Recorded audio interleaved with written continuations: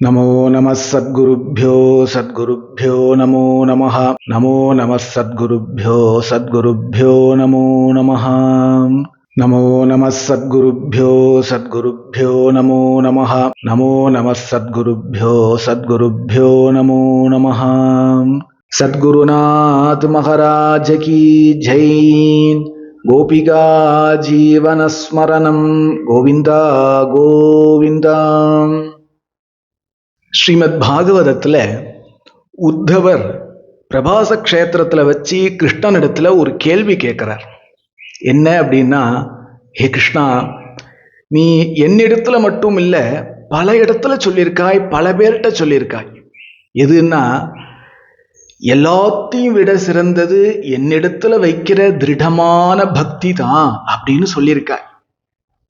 அந்த பக்தி ஒண்ணுனாலேயே ஒரு ஜீவன் கரையேறிடுவான், மறுபடியும் இந்த சம்சாரத்துல சிக்கிக்க வேண்டாம், அது பக்தியே முக்தியை கொடுத்துடும், பக்தியே முக்தி, இப்படி எல்லாம் சொல்லியிருக்கா இல்லையா கிருஷ்ணா? அப்படியானால் அந்த கிருஷ்ண பக்தி எனக்கு எப்படி வரும்? கிருஷ்ணா, எனக்கு உன்னிடத்துல திருடமான பக்தி வேணும்னு ஆசைப்படுறேன், அது எப்படி வரும், எனக்கு அதை சொல்ல அப்படின்னு உத்தவர் கேட்க, கிருஷ்ணன் சந்தோஷமா உத்தவரிடத்துல பதில் சொல்றார். உத்தவா, இப்ப நீ கேட்ட கேள்விக்கு நான் உனக்கு மாத்திரம் பதில் சொல்லல, கலியுகத்துல வரக்கூடிய அனைத்து ஜனங்களுக்கும் சேர்த்தே பதில் சொல்றேன். ஏன் விசேஷமா கலியுகம்னு சொல்றாரே, ஆனால் கலவு கல்மஷ சித்தானாம் பாபத்ரவ்யோபஜீவினாம் அப்படின்னு ஒரு முக்கிய காரணம். கல்மஷ சித்தம் உடைய ஜனங்களா இருப்பா, அதற்கு காரணம் பாப திரவியத்தினால உண்டாக்கக்கூடிய ஆகாரம் சாப்பிட்றவாளா இருப்பா, இந்திரியங்களை நிகிரகம் பண்ணக்கூடிய சக்தி அற்றவர்களாக, அல்ப ஆயுசு உடையவர்களாக, 1000 அபக்குவத்தோட இருப்பா. இதற்கு அவளுடைய ஜென்மாந்திர வாசனையும் காரணம், கலியுகமும் காரணம், யுகமும் ஒரு காரணம். அதனால அவளுக்கும் சேர்த்தே ஒரே ஜென்மால கிருஷ்ண பக்திய அனுபவத்துல சம்பாதிச்சுக்கிறதுக்கு உண்டான வழியை சொல்றேன், ஹே உத்தவா கேளு அப்படின்னு ஒரு வழி சொல்றார்.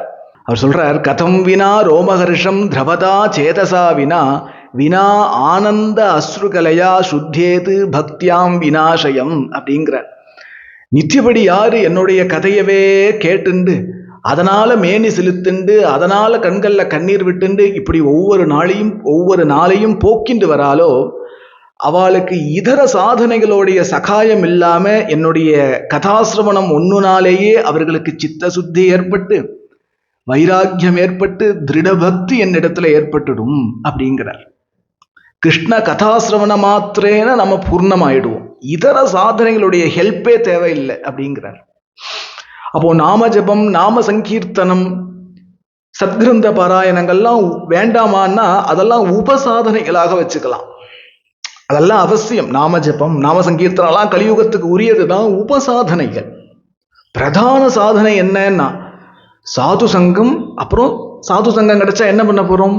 அவள்கிட்டேருந்து கிருஷ்ண கதையை புனகா நித்தியபடி கேட்டுட்டே இருக்க போறோம். அப்போ அந்த கிருஷ்ண கதை ஒண்ணுனாலேயே நாம் கரையேறிடுவோம் அப்படிங்கிற.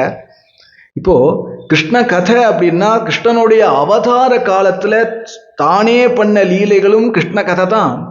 பின்னாடி வந்த ராதாகிருஷ்ண கதிர்மமன்னு வாழ்ந்த கிருஷ்ண பக்தர்களுடைய சரித்திரமும் கிருஷ்ண கதை தான். இத்தகைய கிருஷ்ண கதையை இந்த கலியுகத்துல திரும்ப கேட்கறது தான சித்த சுத்திக்கு ஒரே ஒரு வழி, கிருஷ்ண பக்தியை சம்பாதிச்சுக்கிறதுக்கு ஒரே ஒரு வழி. அதுலயும் நமக்கு ஒரு அலட்சிய போக்கு வந்துடுத்தானால் நம்மளை யாருதான் கரையேற்ற முடியும்? அப்படி இருக்க கோலோகத்துல வைகுண்டத்திலிருந்து மேல் பக்கம் 50 கோடி யோஜன தூரத்துல கோலோகம் அப்படின்னு ஒரு லோகம் இருக்கு. அது யாருடைய லோகம், யாருக்கான லோகம் அப்படின்னா அது ராதாகிருஷ்ணன் நித்தியவாசம் பண்ணக்கூடிய லோகம். கிருஷ்ண பக்தர்கள் எல்லாம் வைகுண்டம் போக மாட்டா, பிராணன் போற பரியந்தம் ராதாகிருஷ்ண கதிர்மம என்றோ கிருஷ்ணனே கதி என்றோ, இப்படி கிருஷ்ண பக்தாலா இருக்கிறவா தேகத்தை விட்டுட்டானா அவளுக்கு வைகுண்டம் தானே கேள்வி. இது பரியந்தம் வைகுண்டம் இல்லை, கிருஷ்ண பக்தர்களுக்கு வைகுண்டம் கிடையாது. வைகுண்டத்துக்கும் மேல ராதாகிருஷ்ணனுடைய நித்தியவாசஸ்தலமான கோலோகத்துல தான் நமக்கு இடம். பகு காரணங்களால அங்கிருந்து தான் நாம வந்திருக்கோம். அதனாலதான் நமக்கு கிருஷ்ண பக்தி பண்ணணும், கிருஷ்ண கதையில ஒரு ருச்சி, இதெல்லாமே நம்ம கோலோகத்திலேருந்து வந்திருக்கோம். ஏதோ காரணம் புனகா அங்க போயிடணும். அந்தா இல்லையா? சனத்குமாரர்களுடைய சாபத்தினால அந்த வைகுண்டத்தில் இருக்கக்கூடிய துவாரபாலகா பூலோகத்துக்கு வந்தா இல்லையா, மறுபடியும் எங்க போனா? 3 ஜென்மம் ஆகட்டும் 30 ஜென்மம் ஆகட்டும், மறுபடியும் எங்க போனா? சிவலோகத்துக்கா போனா? இல்ல கணலோகத்துக்கு போனாலா, சொர்க்கத்துக்கு போனாலா, பிரம்மலோகத்துக்கு, வைகுண்டத்துக்கு போனா? ஏன் வைகுண்டத்துக்கு போவான்? அங்கே தானே வந்தா. அது போல நாம எல்லாம் கிருஷ்ணனே கதின்னு இருக்கிற, ராதையே கதின்னு இருக்கிற நாம எல்லாம் கோலோகத்திலேருந்து தான் வந்திருக்கோம். புனகா கோலோகத்துக்கு தான் போறோம். ஒரே ஜென்மால போனோம்னா கிருஷ்ண கதை தான் முக்கியம். அப்படி கோலோகத்துல நித்தியவாசம் பண்ணிட்டு இருக்கிற ராதையும் கிருஷ்ணனும் பாரத தேசம் பூரா, முக்கியமா இந்த காலத்துல உலகம் பூரா ஆலயங்கள்ல அர்ச்சாமூர்த்தியாக இருக்கா. ஆலயங்கள்ல மாத்திரம் இல்லை, நிறைய வெளிநாடுகள்ல எல்லாம் கூட எனக்கு பர்சனலா போட்டோஸ் எல்லாமே அனுப்புறா. வெளிநாடுகள்ல இருந்து ஆரம்பிச்சு தமிழ்நாடு, ஆந்திரா எல்லாம் உலகம் பூரா பல பேர் அவாவா ஆத்துல பஞ்சலோகத்துல ஒரு ராதாகிருஷ்ண விக்கிரகம் பண்ணி ஒரு ஜான் அளவுக்கு வச்சுக்கிறா. சில பேர் 2 சாலிகிராம வச்சுட்டு ஒன்னு ராதை ஒன்னு கிருஷ்ணங்கிற பாவத்துல ஆராதனை பண்ணிட்டு இருக்கா. அதுல எல்லாமும் கூட அதே கோலோகத்திலேருந்து வந்துதான் ராதையும் கிருஷ்ணனும் தங்கி இருக்கா.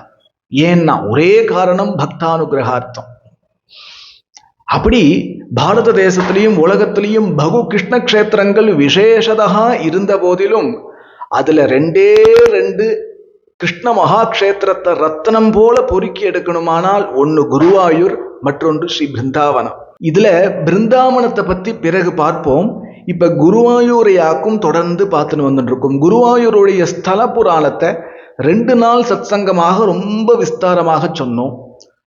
அதுக்கப்புறம் குருவாயூர் மகாத்மியம் அப்படின்னு ஒரு சத்சங்கம் 2 நாள் பண்ணோம். வரலாற்று ரீதியா என்னென்ன நிகழ்வுகள் நடந்ததுனால அங்க கிருஷ்ணன் இருக்கான்னு நான் சொல்றேன், பெரியவாள்லாம் சொல்றா அப்படிங்கிறத அடிப்படையா வச்சுன்னு அந்த சத்சங்கம். அதுக்கப்புறம் குருவாயூர் போன்ற மகாக்ஷேத்திரங்களை எப்படி தரிசனம் பண்ணணும்னு குருவாயூர் தரிசனம் அப்படின்னு ஒரு 2 நாள் சத்சங்கம் பண்ணோம். அதுக்கப்புறம் குருவாயூரப்பனே கதின்னு வாழ்ந்த குருவாயூரப்பனுடைய தாசானுதாசர்களான கிருஷ்ண பக்தர்களுடைய சரித்திரத்தை ஒன்னொன்னா பார்த்துன்னு வரும். அதுல முதல்ல கலியுக கஜேந்திரன் குருவாயூர் கேசவன் அப்படிங்கிற பரம பாகவதோத்தமனான ஒரு யானையோடைய சரித்திரம் பார்த்தோம். 5 அறிவு மிருகம்னு பௌத்திகம் சொல்லக்கூடிய அந்த ஒரு யானை குருவாயூரப்பன் இடத்துல எப்படி பக்தி பண்ணது, குருவாயூரப்பன் அந்த யானைக்கு என்ன அனுகிரகம் பண்ணான், என்னதான் ஆனது அந்த யானை அப்படிங்கிறதெல்லாம் அதுல பார்த்தோம். குருவாயூர் கேசவன் அப்படிங்கிறது பார்த்தோம். அதுக்கப்புறம் பக்த மகாகவி பூந்தானம் அப்படிங்கிற மகாத்மாவுடைய சரித்திரம் பார்த்தோம். ரிஷீஸ்வரனான சன்னியாசி வரியனான வில்வமங்கல சுவாமியாருடைய சரித்திரம் பார்த்தோம். குரூரம்மையோடைய சரித்திரம் பார்த்தோம். இப்போ நேற்றைய தினம் கூட மஞ்சுளா அப்படிங்கிற ஒரு பக்தியோடைய சரித்திரம் பார்த்தோம். இப்படி ஓரொரு கிருஷ்ண பக்தர்களுடைய குருவாயூர் க்ஷேத்திரத்தோடு சம்பந்தப்பட்ட ஓரொரு கிருஷ்ண பக்தர்களுடைய சரித்திரமா பார்த்துன்னு வரும். இவாள் எல்லாம் கிருஷ்ண பக்தால் தான், ஆனா குருவாயூர் க்ஷேத்திரத்தை ஆசிரியச்சவா. பின்னாடி பிருந்தாவனத்தோடைய சரித்திரம், அங்க ராதாகிருஷ்ணனே கதின்னு வாழ்ந்த பக்தர்கள் எத்தனை 1000 பேர், அதெல்லாம் ஒன்னொன்னா பின்னாடி பார்க்க போறோம். இப்ப குருவாயூரை பார்த்துன்னு வந்துட்டு இருக்கோம். அதுல இன்றைய தினம் கல்யாணி அப்படிங்கிற ஒரு பக்தையோடைய சரித்திரத்தை பார்க்க போறோம். கல்யாணி குருவாயூர்லேருந்து 18-19 கிலோமீட்டர் தூரத்துல ஒரு கிராமத்துல பிறந்து வளர்ந்து வாழ்ந்துன்னு வந்தா. இந்த கல்யாணிக்கு ஒரு பெரிய ஒரு துர்பாகியம், சிறிய வயசுலயே அவ அம்மா அப்பா போயிட்டா, அனாதை ஆயிட்டா. சொந்தக்காராதான் ஏனோதானோன்னு எடுத்து வளர்த்தா. கல்யாணிக்கு விவாக பிராயம் வந்த உடனே ஒரு நல்ல குடும்பத்துல பார்த்து கல்யாணம் பண்ணி வச்சா. இந்த கல்யாணம் பண்ணி வச்சதோடு சரி, கல்யாணிய அவ பந்துக்கள் திரும்பி கூட பார்க்கல. அதுக்கப்புறம் இந்த அளவுக்கு பண்ணதே இந்த காலத்தை வச்சு பார்க்கும்போது ரொம்ப பெரிய விஷயம். ஏன்னா அவாளுக்கு அவாவா குடும்பத்தை பார்த்துக்கிறதுக்கே அதற்கு உழைக்கிறதுக்கே நேரமும் தெம்பும் போறல. வாஸ்தவம் தானே, இந்த காலத்துல அப்படித்தானே போயிட்டு இருக்கு. ஏதோ அந்த காலத்துல மொனவிண்டாவது கஷ்டப்பட்டுண்டாவது கல்யாணியை பார்த்து வளர்த்து கல்யாணம் பண்ணி கொடுத்துட்டா. பிறந்தாத்து சீருன்னு ஒண்ணு இல்லை இல்லையா, வரதட்சணைன்னு சொல்லுவாளே, அதெல்லாம் ஒன்றும் இல்லாம தானே அனாதையா தானே போயிருக்கா புக்காத்துக்கு. அதனால மாமனாரும் மாமியாரும் கொஞ்சம் மொனதான் இருந்தா. ஆனா சர்வானுகூலமான பர்த்தா, அதனால ஒன்றும் மாமனார் மாமியாருடைய பேச்சு எடுபடலை. தம்பதி சகிதமாக கொஞ்ச நாட்கள் வாழ்ந்து வந்தா. ஒரு விஷயம், இந்த கல்யாணிக்கு இவ அம்மா அப்பா சின்ன வயசுலயே ஒரு நல்லதொரு சம்ஸ்காரத்தை சொல்லி கொடுத்துருக்கா. அது என்னன்னா, சாயங்காலத்துல விளக்கேத்தி வச்சு ஆத்து பூஜை ரூம்ல விஷ்ணு சகஸ்ரநாமம் பாராயணம் பண்ண வேண்டியது, இல்லைன்னா பகவன் நாமம் ஜபம் பண்ண வேண்டியது, இப்படின்னு ஒரு சம்ஸ்காரத்தை கல்யாணிக்கு சிறு வயசுலயே அவ அம்மா அப்பா கொடுத்துருக்கா. அது மாத்திரம் இல்ல, அவ அப்பா கல்யாணியோட அப்பா நிறைய கதைக்கு போவா. கதைக்கெல்லாம் கல்யாணியை கூட்டுன்னு போறா. பாருங்கோ, நம்ம பெரியவாள்லாம் இப்படி நமக்கு காமிச்சு கொடுத்ததுனாலதான் இந்த கதையை நாம கேட்டு உட்காந்துட்டு கேட்க முடியறது, ரசிக்க முடியறது. இந்த சம்ஸ்காரம் நம்ம அம்மா அப்பா சொல்லி கொடுத்து கூட வராது, அம்மா அப்பா பண்றத பார்த்தா வந்துடும். எப்போதுமே நீ இதை பண்ணுன்னு சொன்னா யாரும் பண்ண மாட்டான். ஆனா பண்றத பார்த்தா கொஞ்ச நாள் பார்த்துட்டே இருக்க அவனுக்கு அதுல ருச்சி வந்துடும். அப்படி நல்ல சம்ஸ்காரம் உடையவ இந்த கல்யாணி. அதுக்கு காரணம் அவ அம்மா அப்பா. எல்லா குழந்தைகளுக்கும் அவ அம்மா அப்பா சொத்து சேர்க்க வைக்கணும்னு ஆசைப்படுவா இல்லையா? ஒரே சொத்து நம்ம சம்ஸ்காரத்தை சொல்லி வழங்கும். பெரியவாளை பார்த்தா நமஸ்காரம் பண்ணு, சிக்க வச்சுட்டு இருக்கவாளை பார்த்தா கேலி கிண்டல் பண்ணாத, பகவன் நாம ஜபம் பண்ணு. ஆலயத்துல சிலை மாதிரி தெரியுறது இல்லையா, அது சிலை இல்லை, அது சாட்சாத் கிருஷ்ணன் அப்படின்னு சொல்லி வழங்கும்.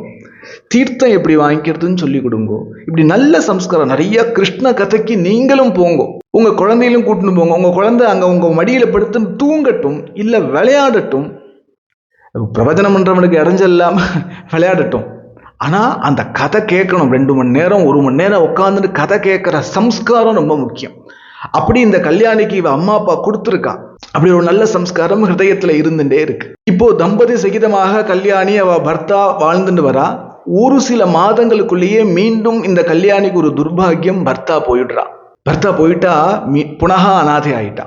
மாமனார் மாமியாருடைய வரதட்சணை தொல்லை பர்த்தா அனுகூலமா இருக்கிறதுனால இது பரியந்தம் ஒன்னும் எடுபடலையே ஒழிய, இப்ப போயிட்டாளா ஏதாவது நொய்ன்னு சொல்லிட்டே இருக்கா. கெட்டதுலயும் ஒரு நல்லது போல அப்படிங்கிற மாதிரி பர்த்தா வாழ்ந்த காலத்திலேயே இந்த கல்யாணியோடைய பேர்ல பக்கத்துல ஒரு சிறிய நிலம் அதை எழுதி வச்சுட்டு போயிருக்கா. இவ்வளவு கெடுதலையும் ஒரு நல்லது. இந்த கல்யாணி பார்த்தா அந்த இடத்த போய் சுத்தம் பண்ணி அங்கேயே ஒரு குடிசை கட்டிண்டு ஏகாந்தமா வாழ ஆரம்பிச்சா. என்ன தைரியத்துலன்னா அவ அம்மா அப்பா கொடுத்த சம்ஸ்காரம். எப்படி பொழுது போக்குறதுனா, பகவன் நாம ஜபத்தினால பொழுது போக்கலாம், கிருஷ்ண கதாசிரவணத்தினால பொழுது போக்கலாம், இருப்போமே இப்ப என்ன அப்படிங்கிற ஒற்றை தைரியம் தான்.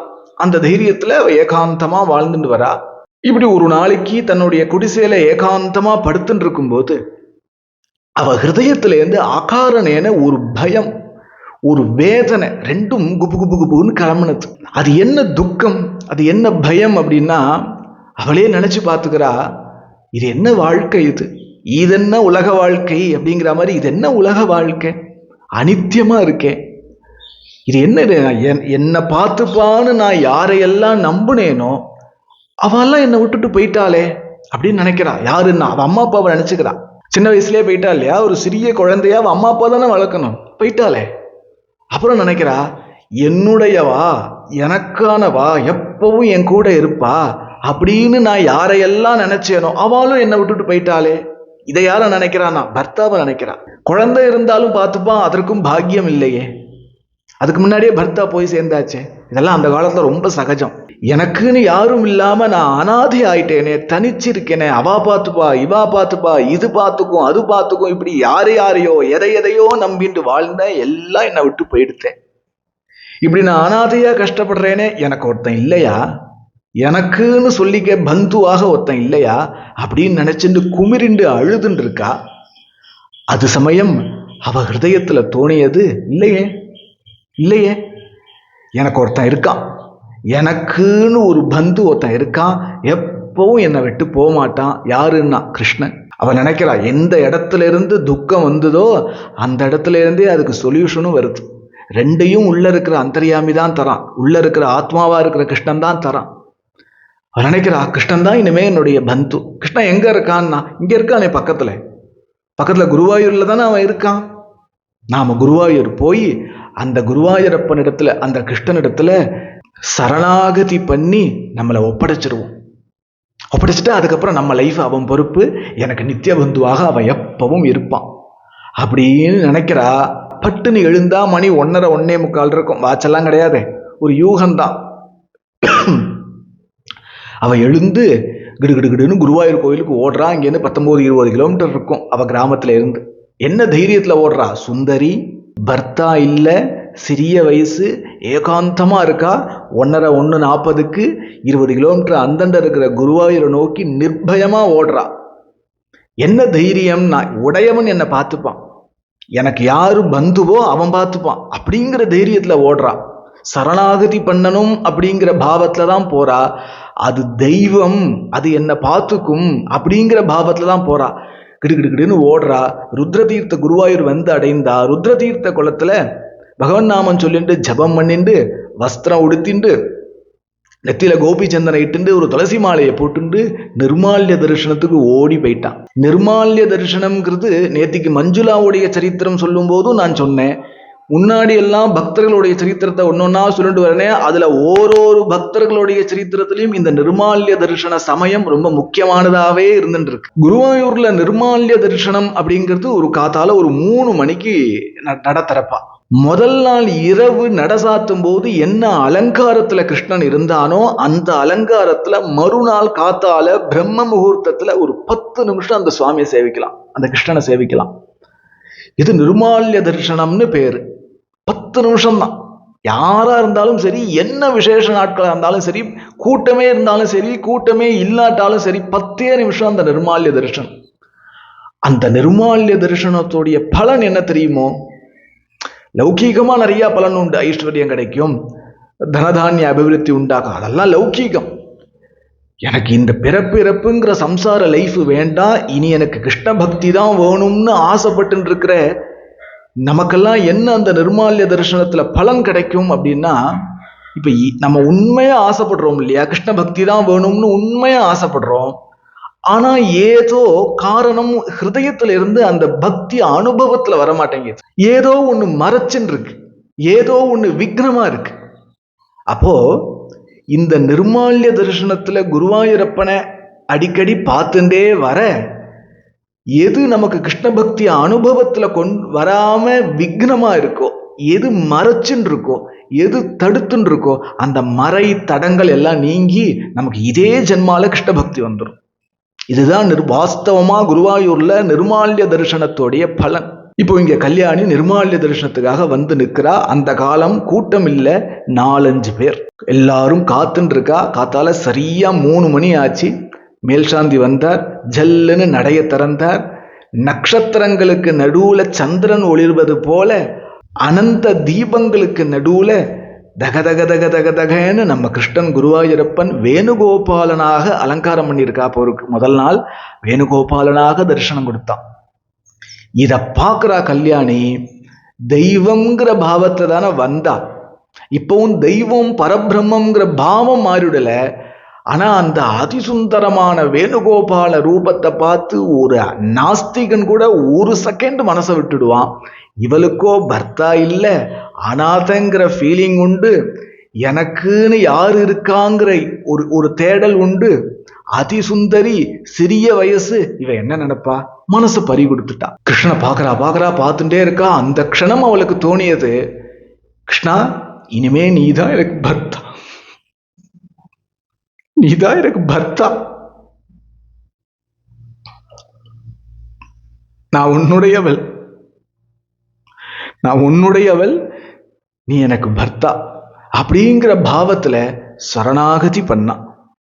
சரணாகதி தான், பாவம் தான் வேற. சரணாகதி பண்ணிட்டு பிரதட்சணமே நமஸ்காரம் பண்ணிட்டு திருப்தியா ஆத்துக்கு வந்தா.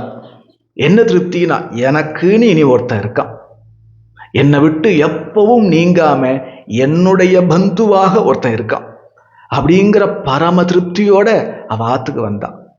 சரணாகதி ஆன உடனே, சரணாகதி ஆனவனுக்கு என்ன வேலை? இப்ப நாமே குருநாதனிடத்துல போய் சரணாகதி பண்றோம். எனக்கு கிருஷ்ண பக்தியை கொடுக்க வேண்டியது உங்க பொறுப்பு, எனக்கு கிருஷ்ண தரிசனத்தை கொடுக்க வேண்டியது உங்க பொறுப்புன்னு குருநாதனிடத்துல போய் சரணாகதி பண்றோம்.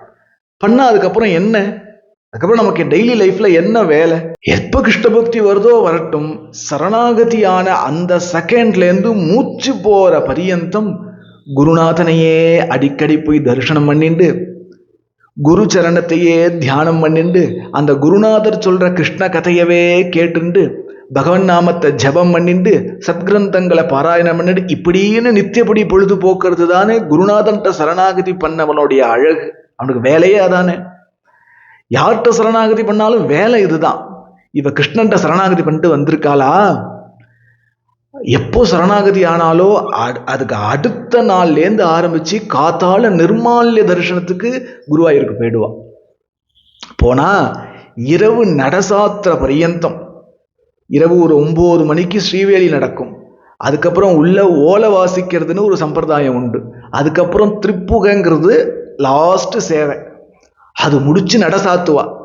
அப்படி நடசாத்திர பரியந்தம் குருவாயூர் சன்னதிக்குள்ளேயே எங்கேயாவது ஓரமா யாருக்கும் தெரியாம உட்கார்ந்துட்டு பகவன் நாம ஜபத்தை சித்த நேரம் பண்றது, விஷ்ணு சகஸ்நாம பாராயணம் சித்த நேரம் பண்றது, இப்படின்னு பொழுதுபோக்குவா. மேலும் இந்த குருவாயூர் கோவில்ல ஸ்வர்ண கொடிமரம் வீற்று இருக்கிற அந்த பிரதட்சண மண்டபம் இருக்கு இல்லையா, அந்த மண்டபத்துல ஐயப்ப சன்னதி இந்த பக்கம் இருக்கும். அதுக்கு பின்னாடி கூத்தம்பலம்னு ஒரு மண்டபம் இருக்கும். அவசியம் குருவாயூர் போனேன்னா அங்க சேவிக்கணும். அது விஷயம் தெரிஞ்சவாளுக்கு இன்னொரு கர்ப்ப கிரகம். அது பல மகான்களுக்கு அங்க வேணுகோபாலனாக கிருஷ்ணன் தரிசனம் கொடுத்துருக்கான். அந்த மகாத்மாக்களுடைய சரித்திரங்கள்லாம் நம்ம பார்க்க போறோம். ஏற்கனவே வில்வமங்கல சுவாமியாருடைய சரித்திரம் சொல்லும் போதும் அவருக்கு அங்க தரிசனம் கிடைச்சிருக்குங்கிறத நான் சொல்லியிருக்கேன். இப்போ நாமெல்லாம் கூட அங்க குருவாயூர் போனோமானால் பெரும்பாலும் கூத்தம்பலத்து கீழே உட்காந்துட்டு தான் ஜெபம் பண்றது.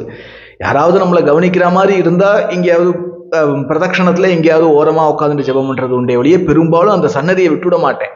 விஷயம் தெரிஞ்சவாலாம் யாரும் விட்டுவிட மாட்டா. இவளுக்கு விஷயம் தெரியும். அங்கதான் முன்காலத்துல அந்த கூத்தம்பலத்தை தான் முன்காலத்துல நிறைய பாகவத சப்தாக நடக்கும், நாராயணீய சப்தாக நடக்கும், பகவத்கீதா கிருஷ்ண கதை எல்லாம் அங்கதான் பிரவச்சனம் நடக்கும். எல்லா ஜனங்களும் உட்காந்து உள்ளதான் உட்காந்துன்னு கேட்பா. அது மாதிரி இவளும் எல்லா சத்சங்கத்துக்கும் போயிடுவா. அந்த கூத்தம்பலத்தை நடக்கிற எல்லா பிரவச்சனத்துக்கும் போயிடுவா. பிரவச்சனம் முடிஞ்சோன்னே யாரு பிரவச்சனம் பண்ணாலும் அந்த மகாத்மாவை ஏகாந்தமா பார்த்து, சுவாமி எனக்கு கிருஷ்ண பக்தி வருமா, எனக்கு அதுக்கு துப்பு இருக்கா, எனக்கு இதே ஜென்மால கிருஷ்ண பக்தி வந்துடுமா, எனக்கு கிருஷ்ண தரிசனம் கிடைக்குமா, எனக்கு அதுக்கு ஆசீர்வாதம் பண்ணுங்களேன் அப்படின்னு போய் கேட்பா. அந்த பிரவச்சனம் பண்ற மகாத்மாவோ இவளுடைய உள்ளம் அறிந்து இவளுடைய நிலை என்னன்னு பார்த்தாலே தெரியும் பெரியவாளுக்கெல்லாம். அவ கல்யாணியோடைய சிரசுல கைய வச்சு, அம்மா உனக்கு இதே ஜென்மால கிருஷ்ண பக்தி வந்துடும், இதே ஜென்மால உனக்கு கிடைச்சிடும், கிருஷ்ணனை நீ பாப்பேம்மா அப்படின்னு உள்ளம் உகந்து ஆசீர்வாதம் பண்ணுவா. இப்படி பல மகாத்மாக்கள்கிட்ட ஆசீர்வாதம் வாங்கியிருக்கா. இப்படி நிறைய முறை கதாசிரவணம் பண்ணிட்டே இருக்கா. இந்த கல்யாணிக்கு கிருஷ்ணனை எந்த அளவுக்கு உசுரோ அந்த அளவுக்கு சாதுக்களிடத்திலையும் இவளுக்கு பக்தி உண்டு. அவ திருடமா நம்பினா சாதுக்கள் ஒருத்தருடைய கிருபையினால தான் எனக்கு கிருஷ்ண பக்தி வரணும். சாதுக்களும் யாருன்னா சதா கிருஷ்ணானந்தத்திலேயே தெளச்சின்னு இருக்கிற கிருஷ்ணதாசர்களான சாதுக்களுடைய கிருபையினால மாத்திரம்தான் எனக்கு கிருஷ்ண பக்தி வருமே ஒழிய நான் பண்ற சாதனையினால எனக்கு ஒன்றும் வரப்போறது இல்லைன்னு திருடமா நம்புறவ இந்த கல்யாணி. அப்படி நம்புறாவ, அப்படி ஒரு பாவம் உண்டு அவளுக்கு. இப்படியே 2-3 வருஷம் போச்சு. அவ ஹிருதயத்துல மெல்ல மெல்ல மெல்ல மெல்ல கிருஷ்ண பக்தி ஊற ஆரம்பிச்சது. கிருஷ்ண பக்தி ஊற்றெடுக்க ஆரம்பிச்சது. நமக்கு வந்திருக்கிறது கிருஷ்ண பக்தி தானா, புத்தி பிராந்தியா, இல்ல கற்பனையான்னு எப்படி கண்டுபிடிக்கிறது? ஃபர்ஸ்ட் ஆஃப் ஆல் நமக்கு நாமே கண்டுபிடிச்சிக்க கூடாது, அது வேற விஷயம். பட் இருந்தாலும் கிருஷ்ண பக்தி வந்துடுத்தா இல்லையா, நாம் கரையேறிட்டோமா இல்லையா, நமக்கு வந்திருக்கிறது கிருஷ்ண பக்தி தானான்னு எப்படி கண்டுபிடிக்கிறது? ஆச்சாரியால் ஆதிசங்கரர் பஜகோவிந்தத்துல இதுக்கு ஒரு வழி சொல்றார். நமக்கு வந்திருக்கிறது கிருஷ்ண பக்தி தானா அப்படின்னு தெரிஞ்சுக்கிறதுக்கு ஒரு வழி சொல்றார். அது என்னன்னா, யோகரதோவா போகரதோவா சங்கரதோவா சங்கவிஹீனஹா எஸ்ய பிரம்மணி ரமதே சித்தம் நந்ததி நந்ததி நந்தத்யேவ அப்படிங்கிறார். நாம யோகத்துல இருந்தாலும் சரி, உலக சுகங்கள் அனுபவிச்சுட்டு போகத்துல இருந்தாலும் சரி, எது நடந்துட்டு இருக்கும் போதும் நம்ம மனசு கிருஷ்ண கதையிலையும் கிருஷ்ண ரூபத்திலையும் ஸ்ரீ பிருந்தாவனத்திலையும் ஊத்துக்காடுலையுமே மனசு சஞ்சாரம் பண்ணிட்டு இருந்ததானால் நமக்கு கிருஷ்ண பக்தி வந்துருத்து பூர்ணமாயிட்டோன்னு அர்த்தம். அது மாத்திரம் இல்லை, நம்ம ஏகாந்தமா எங்கேயோ காட்டுல இருக்கும் போதோ இல்ல நம்ம ரூம்ல ஜபம் பண்ணிட்டு இருக்கும் போதோ ஹிமாலய குகையில உட்கார்ந்துட்டு இருக்கும் போதோ அப்பையாகட்டும், இல்ல சினிமா கொட்டாயில 1000 பேரோட 1,00,000 பேரோட உட்கார்ந்துட்டு இருக்கும் போது ஆகட்டும், எப்பவும் நம்ம மனசு கிருஷ்ணனிடத்திலேயே திரும்பி இருந்ததானால் நமக்கு கிருஷ்ண பக்தி வந்துருத்துன்னு அர்த்தம். சுருக்கமா, இந்த உடம்பு உலகத்துல எந்த காரியம் பண்ணிட்டு இருக்கும் போதும் நம்ம மனசு ராதையினிடத்திலையும் கிருஷ்ணனிடத்திலையும் அந்த பிருந்தாவனத்திலையும் அந்த குருவாயூர்லையும் அந்த ஊத்துக்காடு காளிங்கநந்தன கிருஷ்ணனிடத்திலையுமே சுலபமாக நாமா திருப்பல அதுவா திரும்பி போயிட்டு இருந்ததானால், ஏதோ வெளி ஆகர்ஷணத்தினால் அப்படி போயிட்டு இருந்ததானால் நமக்கு கிருஷ்ண பக்தி வந்துருத்தும், நாம கரையேறிட்டோம்னு அர்த்தம் அப்படிங்கிறார். அப்படியா? அப்படியானால் இந்த பக்தி எப்படி கிடைக்கும்? அதற்கும் ஆதிசங்கரர் அதே பஜகோவிந்தத்துல வழி சொல்றார். நேயம் சஜ்ஜன சங்கே சித்தம் அப்படிங்கிறார். நீ சஜ்ஜனங்களை ஆசிரியிப்பா, சாது சங்கம் வச்சுக்கோ அப்படிங்கிறார். யாரு சாதுக்கள்? எத்தகைய சாதுக்களை இங்கே ஆசிரியிக்க சொல்றார் அப்படின்னா, சம்ஸ்கிருதத்துல மகாவித்வான், வேதாத்தியனம் பண்ணவர், சங்கீதம் நன்னா தெரிஞ்சவர், நல்ல அருமையா பாடுவர், ஒரு 4-5 பாஷையில பிரவச்சனம் பண்ணக்கூடிய சாமர்த்தியம் உடையவர். அத்தகைய வித்வான்களை தேடி போய் ஆசிரியடா குழந்தை, உனக்கு கிருஷ்ண பக்தி வந்துடும் அப்படிங்கிறார் ஆச்சாரியா. அப்படி சொல்லல. இது மாதிரி வித்வான்கள் இடத்துல போய் நாம் ஆசிரியிச்சோமானால் நம் அறிவுக்கு ஆகாரம் கிடைக்கும். நிறைய புதிய புதிய இன்ஃபர்மேஷனை தெரிஞ்சுப்போம். ஏற்கனவே நிறைய தெரிஞ்சுட்டு இருக்கிறதுனாலதான், தேவையுள்ள ஏதோ ஒன்று நிறைய இன்ஃபர்மேஷன் தெரிஞ்சுட்டு இருக்கிறதுனாலதான் கோணாமானான் இருக்கும். நமக்கு அதுதான் ஆல்ரெடி தெரிஞ்சுட்டு இருக்கிறது தான் நமக்கு பக்திக்கு விக்னமாவே இருக்கு. அது மாதிரி வித்வான்களை போய் ஆசிரியிக்க சொல்லல இங்க ஆதிசங்கரர். சதா கிருஷ்ணானந்தத்திலேயே இருக்கிற கிருஷ்ணதாசர்களான சாதுக்களை ஆசிரியை அப்படிங்கிறார். அப்படி ஆசிரியிச்சு அப்புறம் பக்தி பண்ணிட்டு இருக்கவளாக்கும் இந்த கல்யாணி. சத்குருநாத் மகாராஜ கி ஜெய். கோபிகா ஜீவனஸ்மரணம். கோவிந்தா கோவிந்தா.